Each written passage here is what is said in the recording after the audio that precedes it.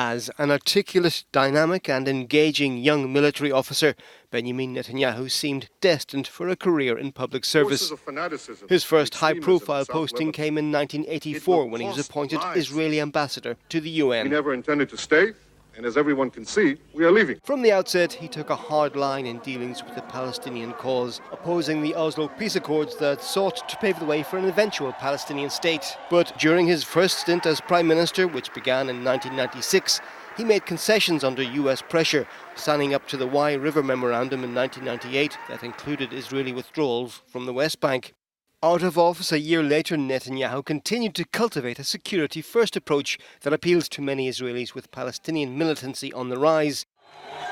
A decade of dominance followed, winning 3 elections for Likud in 2009, 2013 and 2015 in a nation that had pivoted to the right.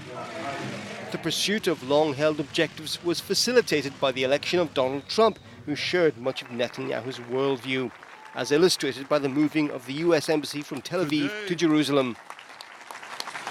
The embassy of the most powerful nation on earth, our greatest ally, the United States of America. Today, its embassy opened here.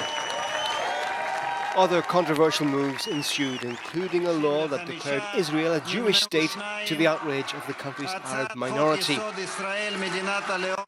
But all this time a storm was gathering, with allegations of corruption and bribery swirling around an increasingly embattled leader. They culminated with an official indictment earlier this year. Yet, facing possible prosecution, Netanyahu remained defiant. I intend to serve you and the country as Prime Minister for many more years. Don't believe all the spin. But the charges appeared to have taken their toll. A narrow victory in April's national poll was not enough to enable him to establish a stable government. He stayed on as Prime Minister as a fresh ballot loomed. Another roll of the electoral dice as the golden boy of the Israeli right teetered on his pedestal. Neil O'Reilly, Euronews. A respected and popular ex-military chief, General Benny Gantz, is a relative newcomer to politics. That's part of his appeal for those Israeli voters seeking a break from the past. A survivor of Auschwitz. His nascent Blue and White party tries to straddle the divide. Gantz advocates a slightly more moderate line on dealings with the Palestinians, while standing firm on fundamental issues like the status of Jerusalem and the country's perpetual security concerns. On my watch, there will be no appeasement.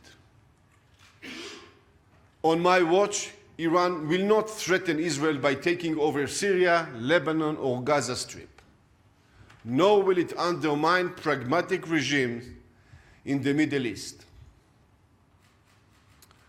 On my watch, Iran will not have nuclear weapons. But it's Gantz's promised crackdown on corruption and offer of clean government that resonated most with the electorate. It proved successful in last April's election, securing him 35 seats. And it was the central platform of his latest campaign, a shake-up in a political landscape so long dominated by the traditional contests between left and right. Katie Dartford, Euronews.